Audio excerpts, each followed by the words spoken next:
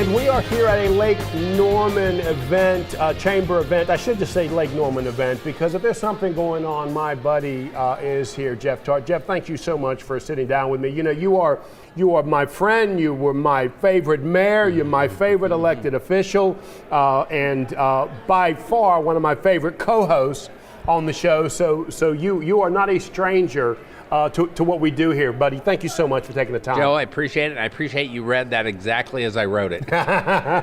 Let's talk just a little bit about what the chamber has meant to you, because you're one of these unique guys that have small business. You also engage in the chamber, you also engage in the community, and now you're engaged in state politics. And so all of that together gives you this unique perspective. Talk a little bit about how the chamber fits all of those. Sure. Well, it's a natural linkage, because probably the first priority for serving as an elected official is jobs. And how do we create an environment that allows entrepreneurs and business owners and larger businesses as well to flourish in the local economy and statewide.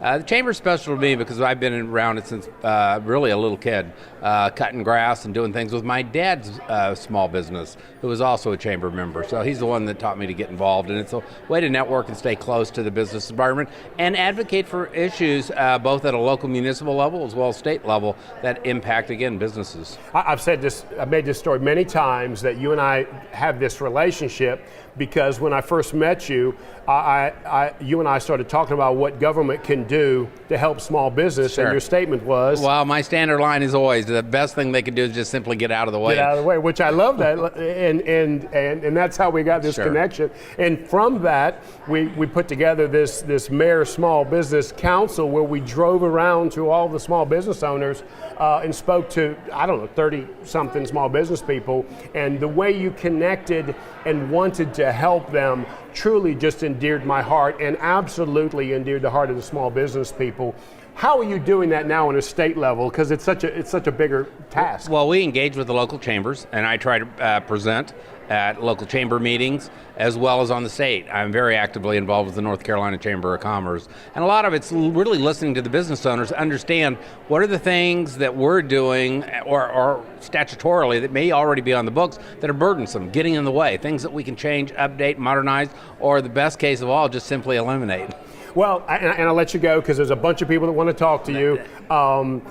The last time I had you on really wanting to talk to you. the last time I had you on the radio show, you brought a stack of projects you were working on this big, and we only got to one or two of them.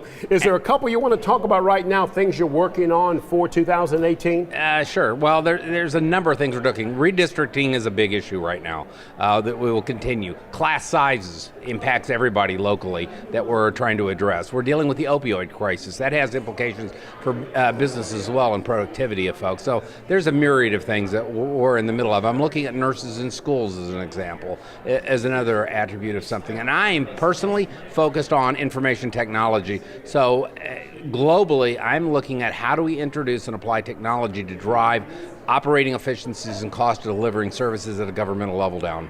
I'm going to embarrass you just for a second. I had a dear friend of mine that had some challenges with the state health system, and I sent you a text and said, "Hey, buddy, can you look into this?" And I will be careful because I'm not going to use any names.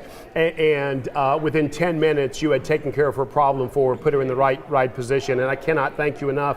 And she also is still grateful to this day. You made me look like a hero, you know, that I got a connection. But thank you. And the reason why I say that, and to embarrass you a little bit, because I want people to know you are a true public servant. You are here to serve, and that comes through to anybody that contacts you and has a need. Well, Joe, I totally appreciate it. And I will tell you, probably one of the true great pleasures of serving is the ability to navigate the bureaucracy and red tape of state government and trying to take care of providing the services that everyone's entitled to. You do that well, my friend. Well, I appreciate it. Thank you so much. Let you run. Senator Jeff Tarte.